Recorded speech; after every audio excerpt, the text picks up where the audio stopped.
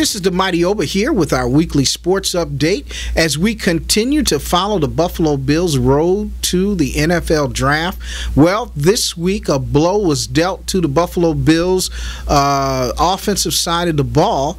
Demetrius Bell, who the Bills had made a monetary offer for him to return to the Buffalo Bills as their offensive tackle, their starting offensive tackle, signed with the Philadelphia Eagles this year after Jason Peters suffered a season-ending injury to his Achilles tendon, which required reconstructive surgery. So Jason Peters is out for the year for the Philadelphia Eagles, and they targeted the best available offensive tackle on the market, and that happened to be Demetrius Bell, the incumbent offensive tackle for the Buffalo Bills. And that means that the Buffalo Bills have a void at the offensive tackle position.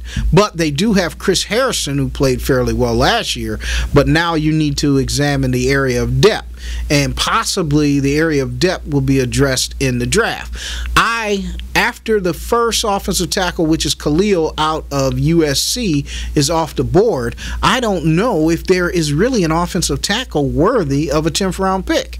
And I'm not sure Riley Reff, who I had in my last mock draft as the tackle for the Buffalo Bills at the 10th pick, is really worthy of that pick because he has some deficiencies in his blocking technique, and I'm not sure if he's ready to be a starter. You pick a person 10th overall, he's supposed to come in and be a starter. And right now, I would say Chris Harrison is the better player, and Riley Reff would end up being the backup, and you're going to be paying a backup more than your starting offensive tackle. That spells a disaster contract-wise for your football team. So that's something the Buffalo Bills have to consider when they're drafting players. If you draft a player like Riley Reff, is he better than the incumbent person you have coming back, which is Chris Harrison, who was a 4th overall pick in last year's draft? And if you bring in Riley Reff, he's going to be making more money than your starting offensive tackle. And if I'm the starting offensive tackle's agent, I'm calling you, telling you, we got to renegotiate this deal. And that causes havoc in the locker room business-wise. So that's something the Buffalo Bills as an organization have to address.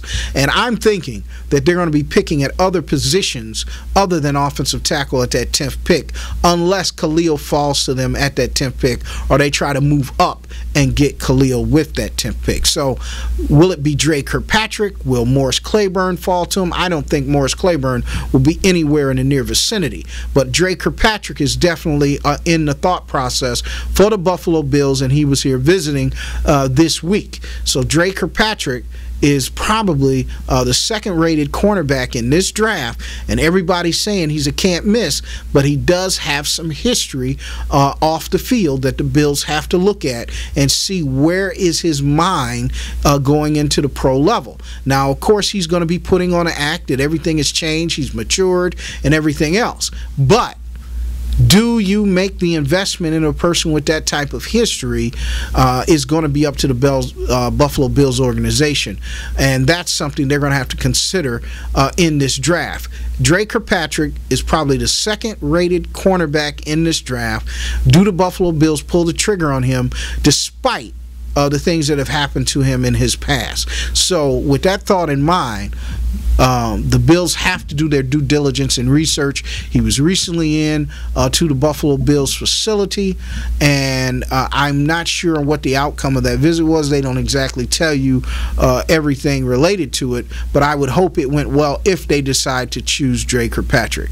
Once again, we are still talking about the downtown stadium project. We want a downtown stadium in downtown Buffalo.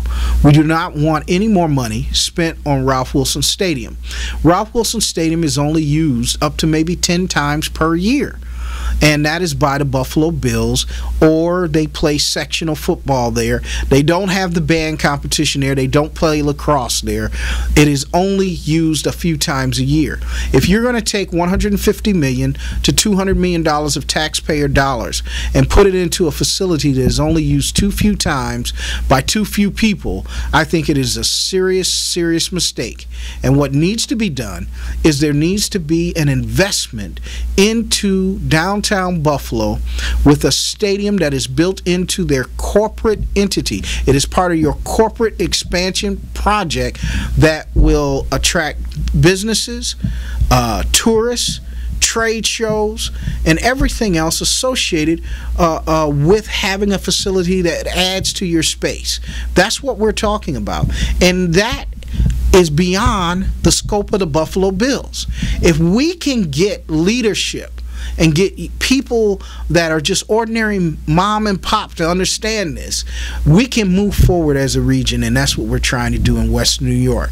So yes, we want to build a new stadium somewhere in downtown Buffalo, have it incorporated into our tourist and convention bureau. This is what needs to be done in 2012. No more money to Ralph Wilson Stadium. We're hoping to get an invitation to the Erie County Legislature and also the Common Council of Buffalo. We'll be speaking to them on April the 10th at 1 o'clock.